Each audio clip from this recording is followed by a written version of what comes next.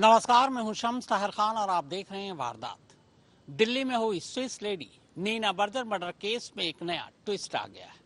Swiss नागरिक Nina Berger का mobile unlock होते ही ये पता चला है कि आरोपी कातिल ने अब तक कत्ल की जो भी वजह बताई थी वो सब झूठी है।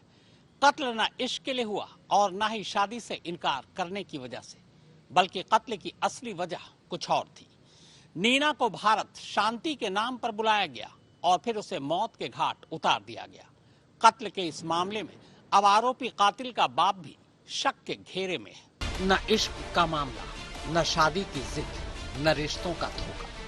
20 अक्टूबर को दिल्ली के एक स्कूल के बाहर सूटकेस में बंद मिली स्विस लेडी की लाश और कत्ल की कहानी की पूरी थ्योरी अचानक बदल गई। इस कहानी और कहानी की वजह को लेकर पूरे मामले में एक नया ट्विस्ट सामने आ गया है और इसके साथ ही एक सवाल भी सामने आ गया है कि क्या स्विस लेडी का कत्ल एक अकेले शख्स ने किया या फिर उसका परिवार भी इस साजिश में शामिल था, खासकर आरोपी कातिल का पिता, जिसकी फरारी मामले को और पेचीदा बना रहे हैं। 20 अक्टूबर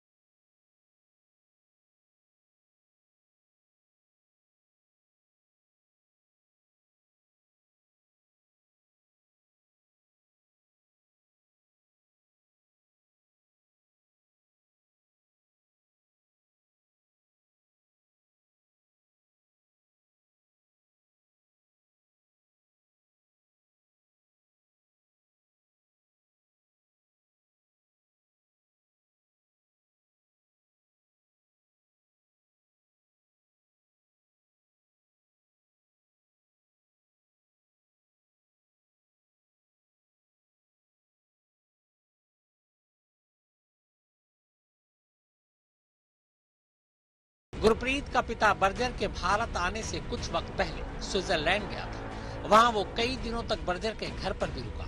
बर्जर के घर वालों पर गुरप्रीत के पिता का करीब 8 लाख रुपए उधार था। पैसे न लौटाने पर उसने बर्जर के घर वालों को बाकायदा धमकी दी। इस धमकी के बाद एक व्हाट्सएप मैसेज में बर्जर ने गुरप्रीत से गुजारिश की थी कि वो अपने पापा को कह दे कि वो उनके घर से चले जाए। बाद में गुरप्रीत का पिता भारत वापस लौट आया, लेकिन लौटने से पहले उसने फिर धमकी दी। उधर बर्जर की जिंदगी में भी काफी उथल पुथल थी।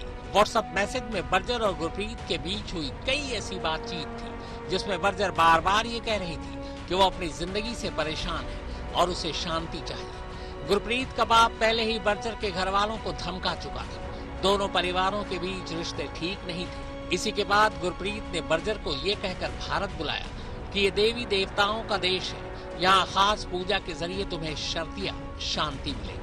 गुरप्रीत और उसके पिता का जेम स्टोन का अपना कारोबार था। उसने बर्जर को यह भी यकीन दिलाया कि खास किस्म के पत्थर पहनने से भी जिंदगी में शांति और खुशहाली आती है। बर्जर गुरप्रीत की बातों में आ गई और 11 अक्टूबर को स्विट्जरलैंड से दिल्ली पहुंच गई। लेकिन गुरप्रीत का इरादा कुछ और था। उसे पता था कि बर्जर सिर्फ एक हफ्ते के लिए भारत आई है। 18 अक्टूबर को उसकी वापसी की फ्लाइट थी, लेकिन गुरप्रीत को मौका ही नहीं मिल रहा था। लिहाजा पूजा अर्चना के नाम पर उसने बर्जर की वापसी की टिकट बढ़वाकर 22 अक्टूबर करा दी। फिर 18 अक्टूबर की रात को ही मौका मिलते ही उसने कार के अंदर ही सबसे पहले खास पूजा के नाम पर बर्जर के हाथ पांव जंजीर से बांध दिए। फिर उसके मुंह को प्लास्टिक की थैली से ढक दिया। इसके बाद चेन से बर्जर की गला घोंट कर हत्या कर दी। अब बर्जर के व्हाट्सएप चैट से हुए नए खुलासे के बाद पुलिस गुरप्रीत के बाप को भी तलाश रही है, जो इस वक्त भागा हुआ है। अब आइए आपको बताता हूं कि बर्जर के कत्ल की पूरी प्लानिंग गुरप्रीत ने कैसे की थी।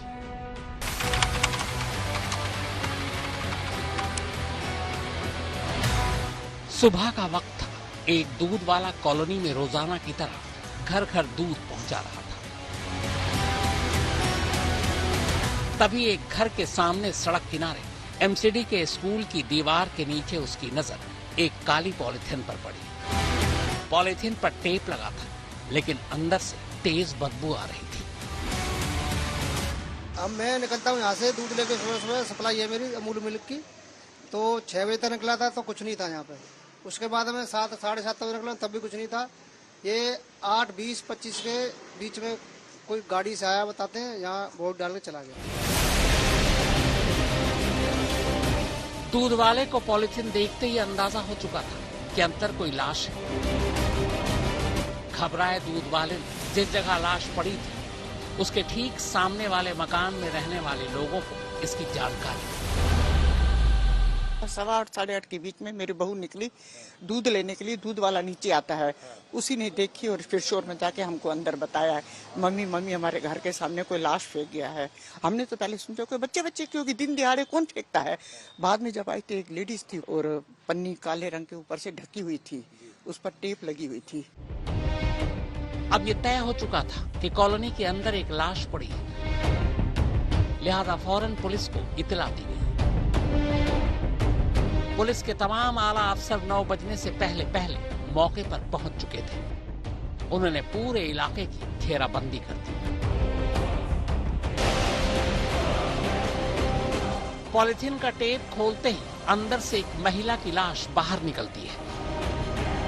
हालांकि लाश बुरी तरह से सड़ चुकी थी, लेकिन उसके कपड़े और हुलिये से साफ पता चल रहा था कि लाश किसी विदेशी महिला की है। पुलिस की टीम लाश उठाकर उसे पोस्टमार्टम के लिए अस्पताल भेज देती है। हालांकि लाश और पॉलिथीन की तलाशी में ऐसी कोई चीज नहीं मिलती जो महिला की पहचान का पता दे। अब पुलिस के सामने सबसे पहली चुनौती महिला की शिनाख्त की थी। इसी दौरान जिस जगह ये लाश पड़ी मिली, ठीक उसके करीब ही एक दीवार पर लगे बोर्ड पर पुलिस की नजर पड़ती है।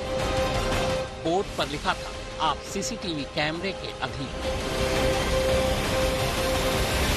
सीसीटीवी वाला बोर्ड देखकर पहले तो पुलिस को इस बात पर यकीन ही नहीं हुआ कि कोई कातिल इतना बेवकूफ कैसे हो सकता है कि जहां सीसीटीवी कैमरे की खबर बोर्ड पर सरेआम टंगी हो, उसी के नीचे जाकर वो लाश को फेंका।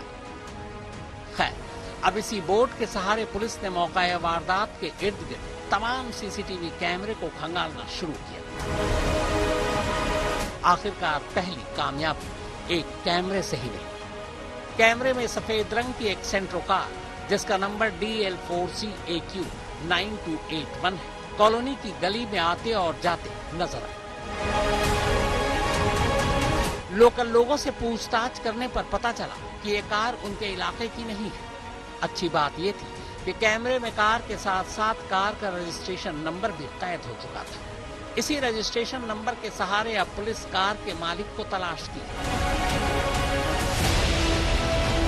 तलाश खत्म होती है कार डीलर पर जाकर।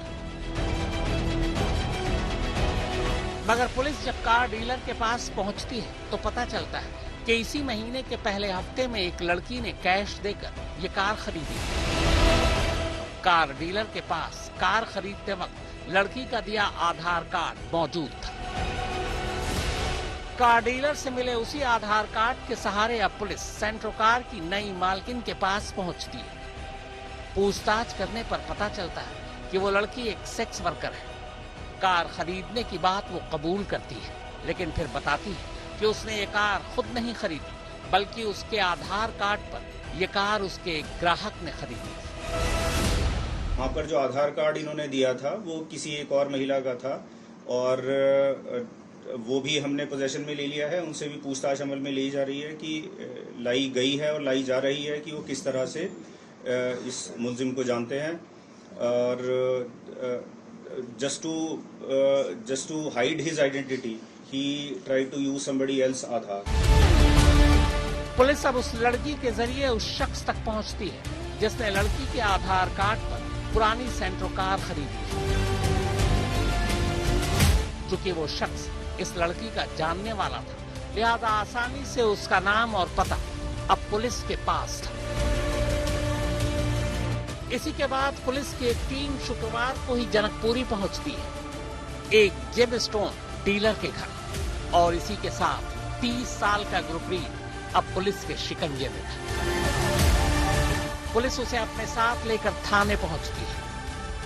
थोड़ी ही देर में गुरप्रीत अब तोते की तरह बोलने लगता है और इसके साथ ही हाल के वक्त की कत्ल की एक अजीब कहानी सामने आती है।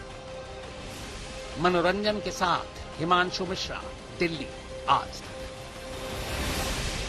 गुरप्रीत ने नीना बर्जर को भरोसा दिलाया था कि उसकी जिंदगी में जो भी परेशानी है वो भारत आने के बाद पूजा पाठ से दूर हो जाएगी।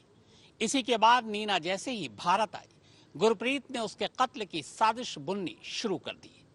गुरप्रीत के पास नीना के कत्ल के लिए सिर्फ 7 जादू का खेल खत्म होने के बाद उसने नीना की जंजीर खोल दी।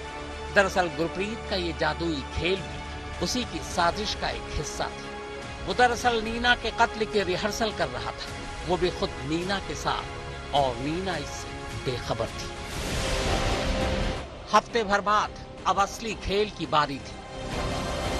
18 अक्टूबर की शाम वो नीना को दिल्ली में इधर उधर घुमाने के बाद कार को विष्णु गार्डन ले गया। विष्णु गार्डन में एक सुनसान जगह पर उसने कार पार्क की। रात का अंधेरा हो चुका था। कार पार करने के बाद गुरप्रीत नीना से फिर वही जादुई खेल खेलने की बात कहता है। वो कहता है कि इस बार वो एक नया ट्रिक दिखाएगा। चूंकि नीना पहले भी होटल में ये खेल खेल चुकी थी, लिहाजा वो फौरन राजी हो जाती है। गुरप्रीत ने उसके हाथ और पांव लोहे की जंजीर से बांध दी। नीना को आंख बंद करने को कहा, पर इस बार जैसे ही नीना ने आंखें बंद की, गुरप्रीत ने अपने दोनों हाथों से बेबस मीना का गला घोंट दिया। मगर मीना के कत्ल के बाद गुरप्रीत घबरा गया। इसी घबराहट में वो उसी सुनसान जगह पर कार को लाश समेत छोड़कर ई रिक्शा पकड़कर अपने घर लौट गया। कत्ल के 2 दिन बाद 20 अक्टूबर की सुबह गुरप्रीत फिर से उसी जगह पहुंचता है जहां उसने कार खड़ी कर रखी थी। कार के करीब जाने पर उसे तेज बदबू आती है।